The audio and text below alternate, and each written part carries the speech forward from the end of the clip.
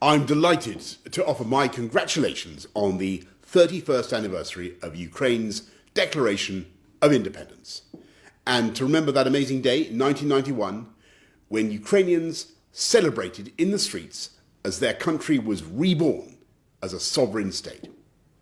Alas, today, Ukraine's independence is threatened once again, and her people are fighting with steel and with courage to defend their homes and their families, and to preserve their right to decide their own destiny in their own country.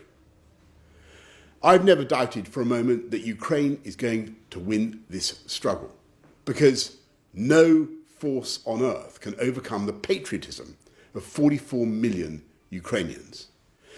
And however long it takes, the United Kingdom will stand with Ukraine and provide every possible military, economic and humanitarian support. Since the 24th of February, we've supplied Ukraine with more defensive weapons than any other European country, including nearly 7,000 anti-tank missiles, and we've welcomed over 100,000 of our Ukrainian friends to find safety here in the UK.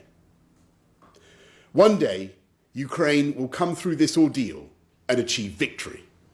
And when that moment comes, as it will, we in the UK will be even prouder to be friends of Ukraine. Slava Ukraini!